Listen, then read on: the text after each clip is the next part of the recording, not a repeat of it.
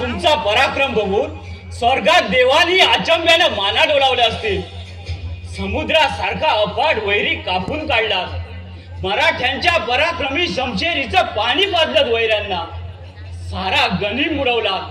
तुमच्या पराक्रमाचं कौतुक करावं तेवढं थोडंच आहे. महाराज, आजच्या आमच्या पराक्रमात तुमचा सिंहाचा वाटा आहे. अफजल खानासारखा दानव तुम्ही नुसत्या नखाने फाडलात.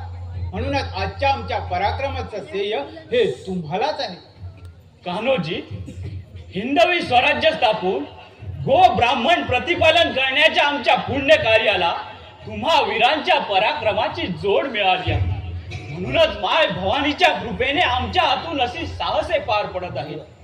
आज आमची खात्री झाली की वैऱ्याचा निपात करून उद्याच्या उगवत्या सूर्यनारायणाला हिंदवी स्वराज्याची स्थापना झालेली आपण दाखवू.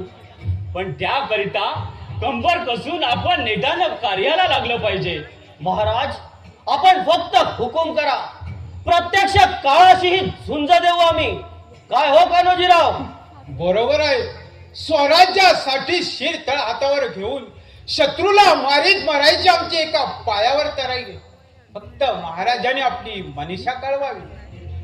कान्होजी, तानाजी, तुम्हा वीरांचा पराक्रम आज दुनियेनं पाहिला आहे.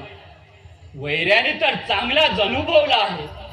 जिथं जाल तिथं विजयीच व्हाल याची खात्री आहे आम्हाला. माय भवानीच्या कृपेने आणि माझ्या मावळ मर्दांच्या पराक्रमाने मराठा दौलतीवरचा संकट आज टळलं. पण एकाच गोष्टीची मनाला रुगरुग राहिली आहे. ती म्हणजे प्रबळ गडासारखं बुलंद ठाणं वैऱ्याची मिराजदारी मिरवीत आमच्या पुढं दिमाखानं उभं आहे. हे सलतय आज कित्येक दिवस आमच्या मनात. मग उशीर कशाला?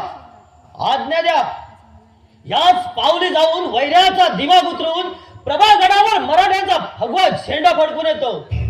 तानाजी, तुझा पराक्रम आम्ही जाणतो.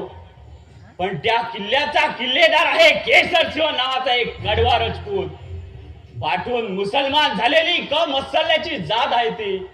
लबाड, तेवढी धोकेबाज. तो प्रत्यक्ष काळ जरी असला तरी त्याची पर्वा नाही मला. महाराज, आपल्या पायाच्या पुण्याईनं त्या केसर सिंहाला जेरबंद करून आपल्या पायाजवळ घेऊन नाही आलो तर अवलाद नाही सांगणार तानाजी मालुसऱ्याची. तानाजी, तुझ्या पराक्रमाबद्दल शत्रूही शंका घेणार नाही. आजपर्यंत तू अनेक किल्ले घेतलेस, अनेक लढाया मारल्यास. आमच्या बरोबरीनं जीवावरची साहसे पार पडली.